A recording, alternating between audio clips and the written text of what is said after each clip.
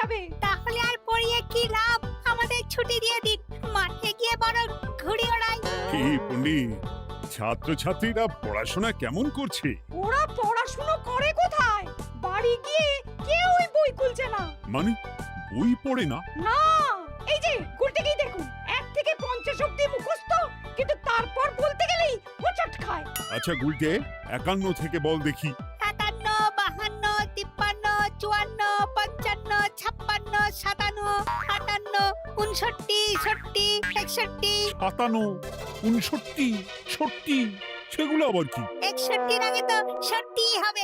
41 এর আগে যেমন 40 হয়, 31 এর আগে যেমন 30 হয়। তুই কি নতুন করে বই লিখছিস নাকি সংখ্যা আবিষ্কার করছিস? না, বই পড়তে ভালো লাগে না। পণ্ডিত, এদের মা বাবাকে ডেকে বোঝাও, শুধু ঘুরে বেড়ালে চলবে, পড়াশোনা করতে হবে তো। আচ্ছা মহারাজ, আপনি যখন এত করে বলছেন, এবার থেকে আমরা মন দিয়ে পড়াশোনা করব।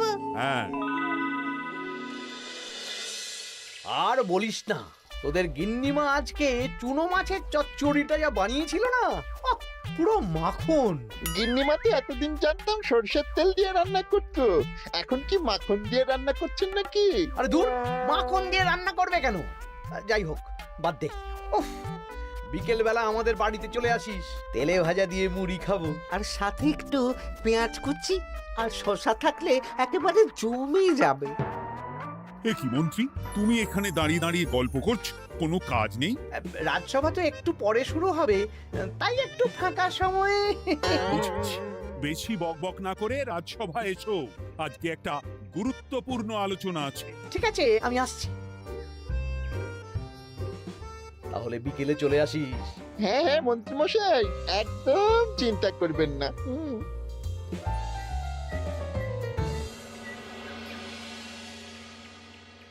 রাজ্যটা তো রসাতলে চলে যাচ্ছে, বাচ্চারা পড়াশুনো করছে না, বড়রা গল্প গুজব করে আড্ডা দিয়ে কাটাচ্ছে। কি করা যায় কিছুই তো বোঝা যাচ্ছে না। কে গল্প গুজব করে আড্ডা দিচ্ছে মহারাজ? কে আবার? আমাদের মন্ত্রী। আমি নিজের চোখে একটু আগেই দেখলাম, বটা ঘটার সাথে সকাল সকাল গল্প জুড়েছে। তাহলে এটা বোঝা যাচ্ছে যে মন্ত্রী মশাইয়ের তেমন কাজ নেই, আর কাজ যখন নেই তখন মন্ত্রী মশাইকে রাজসভায় রাখারও দরকার নেই। হ্যাঁ মহারাজ, গোপাল এটা ঠিক কথা বলেছে। মন্ত্রী মশাই তো কাজের মধ্যে দুটো জিনিসই করেন, অকাজ আর কুকাজ। একদম বাজে কথা বলবে না। গোপালের কথা শুনে এখন আমার নিন্দা শুরু করেছো, তাই না? এই থামো থামো থামো থামো, আমাদের রাজ্যের উন্নতির জন্য একটা সমাধান করা দরকার। এই সময় নষ্ট করা বন্ধ করতে হবে। তাহলে মহারাজ, সবাইকে ফাঁকা সময়ে বই পড়তে হবে, পড়াশোনার মধ্যে থাকতে হবে, কারণ জানার কোনো শেষ নেই। তাহলে কি করা যায় বলো তো গোপাল? আমাদের রাজবাড়ির যে গ্রন্থাগার আছে সেটা তো বহু বছর ধরেই বন্ধ, ওটা খোলার ব্যবস্থা করুন মহারাজ। হ্যাঁ মন্ত্রী, তুমি নিজ দায়িত্বে গ্রন্থাগার খোলার ব্যবস্থা করো। অনেক দিন ধরে ধুলো ময়লা জমে আছে, সব পরিষ্কার করবে, আর পরিষ্কার হয়ে গেলে তোমরা সবাই গ্রন্থাগার থেকে বই নিয়ে পড়বে। বেশ। মন্ত্রী মশাই ভালো ভাষার ফেঁসেছেন। হ্যাঁ, জীবনটা তো শুয়ে বসে গুলতানি দিয়ে কাটিয়ে দিচ্ছেন, না হয় একটু কাজ করবেন আর কি। আর হবে না গল্প গুজব, হবে না ঠাট্টা হাসি। গ্রন্থাগার সাফ করতে গিয়ে মন্ত্রীর হবে হাঁচি কাশি। কথাটা বেশ ভালো বলেছে বিজ্ঞানী। ওনার দুটো কাজ, অকাজ আর কুকাজ। সে তো তুমি প্রসঙ্গ আনলে তাই। বেটারা আমাকে নিয়ে রসিকতা করছে। এই গোপালের বড্ড বার বেড়েছে, এমন চাল চালবো যে কেঁদে কুল পাবে না।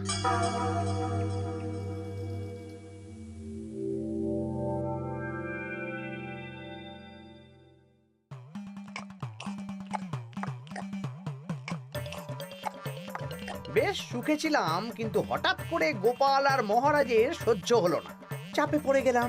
আমরা আপনাকে চাপমুক্ত করব, বলুন কি করতে হবে? আমি সব ভাবনা চিন্তা করে ফেলেছি, এখন তোদের আমার কথা মতন কাজ করতে হবে। আসতে পারি মন্ত্রী মশাই? হ্যাঁ, এসো এসো। ইনি তো চিত্রশিল্পী, এনাকে দিয়ে কি হবে? ইনিই তো আসল কাজ করবেন। শোনো, তা গোপালকে ভালো করে দেখে নিয়েছো তো? বিলক্ষণ। একটা পাতায় গোপালের ছবি আঁকতে হবে, ওপরে লেখা থাকবে কৃষ্ণনগরের ভবিষ্যৎ। কি গোপাল তো আপনার শত্রু, গোপালকে নিয়ে বই লিখতেন কেন?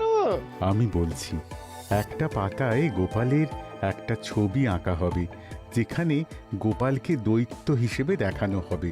বড় বড় দাঁত, বড় বড় কুলোর মতো কান। শোনো, নিচে একটু ফাঁকা রাখবে, যা লেখার আমি পরে লিখে দেব। আর আপনি মহারাজকে এই পাতাটা দেবেন? হ্যাঁ, আর বলবো যে গ্রন্থাগার পরিষ্কার করতে গিয়ে এই পুরনো পাতাটা পেলাম, তবে অনেক খুঁজেও বইয়ের বাকি অংশ কিচ্ছু পেলাম না মহারাজ। মহারাজ ওখানে দৈত্য বেশি গোপালকে দেখে ভাববেন রাজ্যের বড় বিপদ আসতে পারে, আর গোপালকে কোনো কারণ ছাড়াই তাড়িয়ে দেবেন। একদম তাই। কিন্তু একটা সমস্যা আছে। আবার কি সমস্যা? পুরনো পাতা বোঝাবেন কি করে? ছবি আঁকা হয়ে গেলে পাতাটা দুদিন রোদে ফেলে রাখবো, তারপর পাতার ধারগুলো একটু আঁকা বাঁকা করে কেটে দেব, সাথে আগুনের হালকা তাপ দিলে সাদা পাতা খুব তাড়াতাড়ি পুরনো দেখাবে। এটা ঠিক বলেছেন। আচ্ছা চিত্রশিল্পী, তাড়াতাড়ি ছবি এঁকে ফেলো। আমি কালকে সকালেই দিয়ে দেব। বেশ বেশ। আর বটাঘটা, তোদের কালকে থেকে একটু আমার সাথে হাতে হাতে কাজ করতে হবে। হ্যাঁ, সে আমরা আপনার সুখে দুঃখে পাশে থাকবো।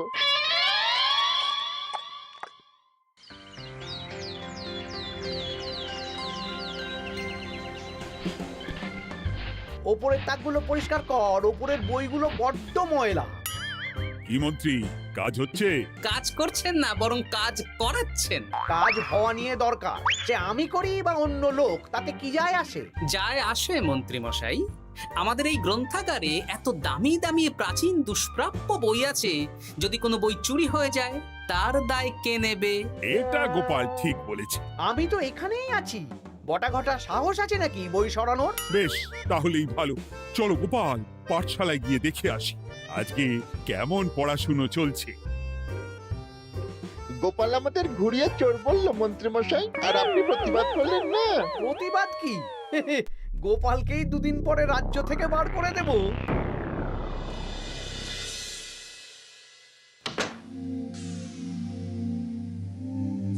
মন্ত্রীমশাই, ছবি আঁকা হয়ে গেছে। কই দেখি দেখি দেখি। সাব্বাস, এই তো চাই। এই ছবি দেখে মহারাজ চমকে যাবে।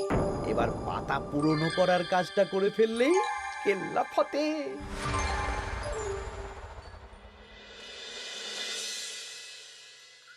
তা মন্ত্রী, গ্রন্থাগার পরিষ্কার করার কাজ শেষ? হ্যাঁ মহারাজ, তবে তবে কি? একটা পুরনো বইয়ের পাতা পেলাম। কি? এই এই এই দেখুন মহারাজ, আচ্ছা দেখি। অনেক পুরনো বইয়ের পাতা। একই মহারাজ, আপনি আমার দিকে তাকাচ্ছেন কেন? ওরে বাবারে, এই পাতায় কি লেখা আছে? পড়ছি, কৃষ্ণনগরে এক নবরূপী দৈত্য জন্ম নেবে, যার নামের আদ্য অক্ষর গ। সে শুরুতে লোকজনের উপকার করবে, কিন্তু তার বয়সকালে তার আসল রূপ ফিরে আসবে। ওই ব্যক্তি আসলে মানুষ নয়, সে এক দৈত্য। সে থাকলে কৃষ্ণনগরে নেমে আসবে সর্বনাশ। কৃষ্ণনগরের মানুষদের ধরে সে খাবে। তার আসল রূপের চিত্র প্রদর্শিত করা হলো। কই দেখি মহারাজ। দেখো, সত্যি তো, এই দৈত্যকে একদম গোপালের মতন দেখতে।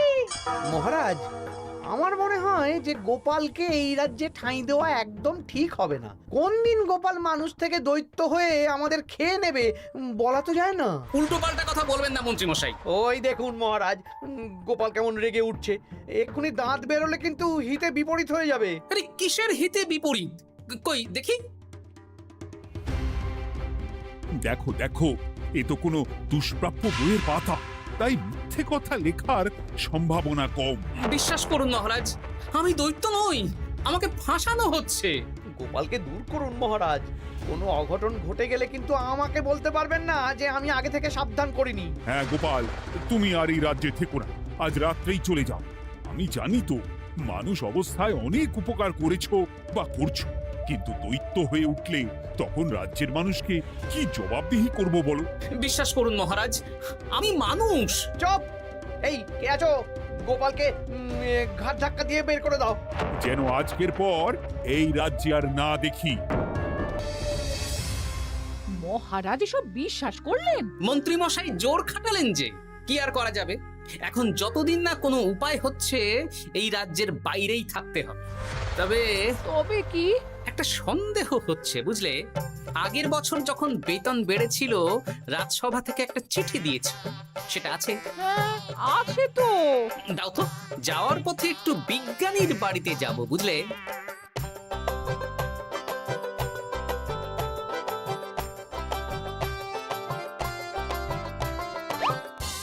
এবার চলো।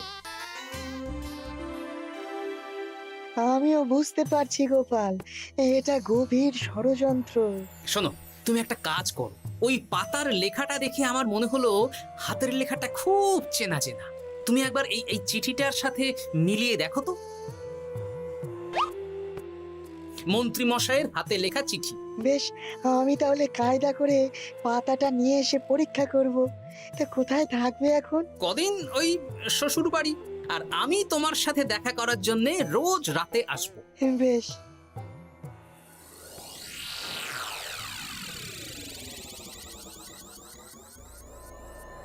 আসতে পারি মহারাজ? বিজ্ঞানী, এসো এসো এসো।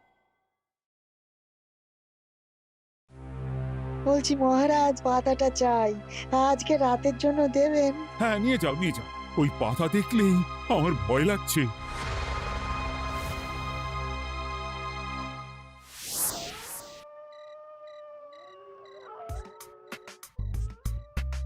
এ তো হাতের লেখা হুবহু এক। একদম মিলে যাচ্ছে। তার মানে এই হাতের লেখা মন্ত্রী মশাইয়ের, আর এই বই রোদে ফেলে রেখে হলুদ করা হয়েছে। আসতে পারি বিজ্ঞানী? এ কি, এ কে তুমি?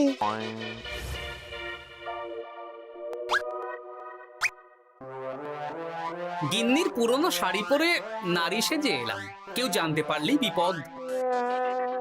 এ কোনো বিপদ নেই, তোমাকে মন্ত্রী মশাই ফাঁসিয়েছেন। ওনারই হাতের লেখা, আর ওটা রোদে ফেলে আর উষ্ণ তাপে রেখে পাতা হলুদ করা হয়েছে। জানতাম এইরকমই কিছু একটা হবে। তাহলে কালকে সকালেই রাজসভায় সব খোলসা করে দিই। না না, তার আগে মন্ত্রী মশাইকে একটু নাচাবো। কিভাবে? আমি দৈত্য সাজবো আর মন্ত্রীকে ভয় দেখাবো। আগে বটাকে দেখাবো, তারপর ঘটাকে, শেষে মন্ত্রীকে। ভালো মজা হবে, আমি তোমার পাশে আছি। তাহলে তাহলে এখনই সাজগোজ করে ফেলি বুঝলে। তুমি একটা চাদর মুড়ি দিয়ে আমার সাথে বটা ঘটার বাড়িতে যাবে এখন। আচ্ছা।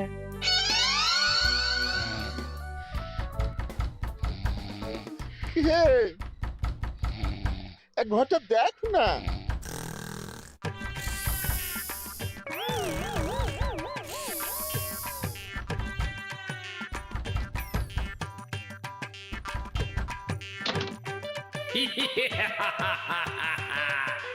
আমি তোকে খাবো, আমি দৈত্য গোপাল। বাবারে, আসল দায়িত্ব কি করে হয়ে গেলে? পালাই, এই ঘরটা ওঠ। পালিয়ে কোথাও যেতে পারবি না। আমি তোকে খাবো। বাঁচাও বাঁচাও। কি হলো? বটা কোথায়?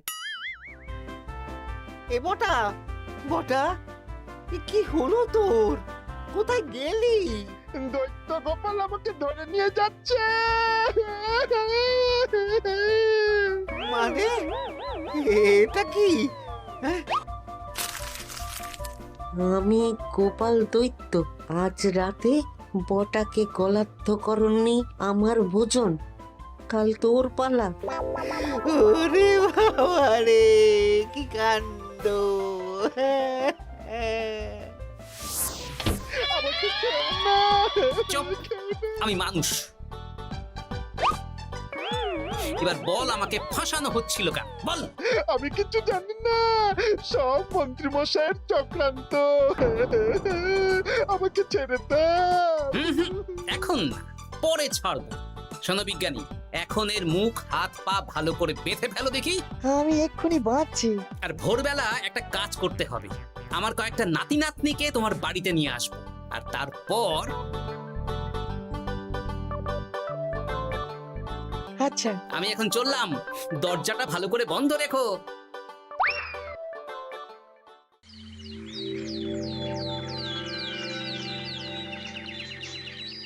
কি সব উল্টো পাল্টা বলছিস? সত্যি কালকে গোপালের দৈত্য এসেছিল। আরে গোপাল তো রাজ্য ছেড়ে চলে গেছে, আমি কড়া পাহারা বসিয়েছি।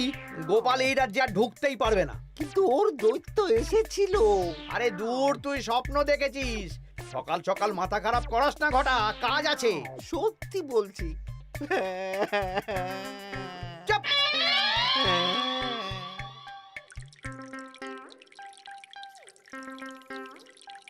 মহারাজ, আমি কানা ঘুষো খবর পেলাম বটাকে গোপাল দৈত্য কালকে রাতে তুলে নিয়ে গেছে। হ্যাঁ, আমিও তো তাই শুনলাম। কি সর্বনেশে দিন এলো! এতদিন তো এই বিপদ ছিল না। কালকে গোপালকে তাড়িয়ে দেওয়ার পরেই গোপাল দৈত্য হয়ে সব শুরু করলো নাকি? আরে দূর দূর, আরে গোপাল দৈত্য হবে কি করে? মানে তুমি তো ওই পাতাটা দেখিয়ে বললে। না মানে আমি বলতে চাইছি যে মহারাজ, গোপাল দৈত্য হয়ে এই রাজ্যে বিপদ আনতে পারে, কিন্তু সেটা তো এই রাজ্যে থাকাকালীন। এখন তো রাজ্যেই নেই, তাহলে আমি তো এর মাথা মুন্ডু কিছুই বুঝতে পারছি না। সর্বনাশ হয়ে গেছে মহারাজ। কি হলো পুটির বাবা? আজ সকালে গোপাল দাদার মতন দেখতে একটা দৈত্য এসেছিল আমাদের বাড়িতে, আর পুটি ট্যাপা পুচকে তুলে নিয়ে গেছে। এবার আমাদের কি হবে মহারাজ? এ কি সর্বনেশে কাণ্ড রে বাবা! দূর, কি সব বলছো? সত্যি পুটির মা সকাল থেকে কাঁদছে, সকাল থেকে। আজকে ওরা তিনজন পাঠশালাতেও আসেনি। এই সেরেছে। মহারাজ, গোপালকে তাড়ানোর পর থেকে তো দেখছি বিপদ শুরু হলো। এতদিন তো কোনো বিপদ ছিল না। সেনাপতি, তুমি তোমার প্রহরীদের নিয়ে গোপাল দৈত্যকে খুঁজে বের করার চেষ্টা করো। আচ্ছা মহারাজ। আর এই যে মন্ত্রী, বলুন মহারাজ। আজ থেকে রাজ্যের সব দোকান, বাজার, হাট অনির্দিষ্টকালের জন্য বন্ধ থাকবে। সবাই বাড়িতে থাকো, ঢেঁড়া পিটিয়ে দাও।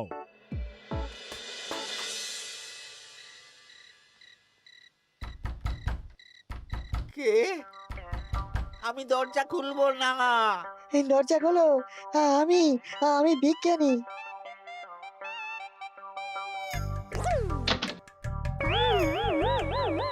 এবার আমি তোকে খাবো। আমাকে ছেড়ে দাও, আমাকে ছেড়ে দাও, ছেড়ে দাও, আমাকে আমাকে ছেড়ে দাও। ছেড়ে না, ছিঁড়ে খাবো।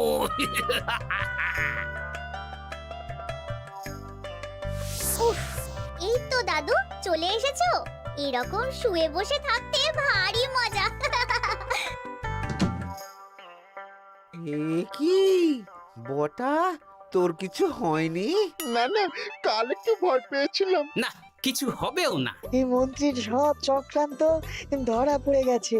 আমি চাইলেই মহারাজের কাছে মন্ত্রীর নিজের হাতের লেখা বইয়ের ব্যাপারে বলতে পারতাম, কিন্তু আমি চাই মন্ত্রী মশাই নিজের মুখে নিজের দোষ স্বীকার করুক।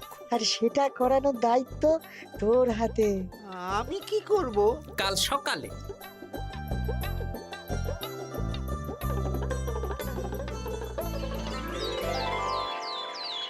কালকে আবার ঘটাকে তুলে নিয়ে গেছে। ও সেনাপতি, তুমি কি করছো? আমি তো দেখতে পাইনি গোপালকে। দূর! মহারাজ, মহারাজ, কি ঘটা, কি অবস্থা তোর? ও অনেক কষ্টে পালিয়ে এসেছি। গোপাল খেতে গিয়েও খায়নি আমাকে। মানে মানে ও বলছে আপনাকে খেতে চায়। গোপাল কি দৈত্য নাকি যে আমাকে খাবে? হ্যাঁ, ভয়ানক দৈত্য। এই তো আমি পাতাটা এনেছি, দেখো তো একবার। হ্যাঁ হ্যাঁ হ্যাঁ, এইরকম। ওরে বাবা, কি ভয়ানক! এই গোপালটা কি শুরু করেছে বলতো? গোপাল দৈত্য হবে কি করে? এই ছবির নিচের লেখাটা তো আমার, তুই জানিস না নাকি? না মানে কিছু না, কিছু না। তোমার লেখা মানে? না না, আমার লেখা না, মানে আমি খুঁজে পেয়েছি আর কি। আপনি সত্যি না বললে আমার কাছে কিছু প্রমাণও আছে মন্ত্রী মশাই, যে এই পাতার লেখাটা আপনার। হ্যাঁ, এটা মন্ত্রী মশাইয়ের লেখা, আমি সব জানি। এই তোকে বলতে বলেছি। না না না না না, এবার আমি বলবই, আগে আমার প্রাণ, তারপর আপনার মান। মন্ত্রী মশাই এই পাতাটা নিজে লিখেছেন আর গোপালের ওই ভয়ানক ছবি একজনকে দিয়ে আঁকিয়েছেন। রোদে রেখে ও আগুনে উষ্ণ তাপে পাতাটা হলুদ করেছেন আর ধারগুলো আঁকা বাঁকা করে কেটেছেন যাতে দেখে পুরনো মনে হয়। সব বাজে কথা। কোনো বাজে কথা না। এই দেখুন মহারাজ, মন্ত্রীর হাতের লেখা একটা চিঠি আর বইয়ের লেখা একদম এক।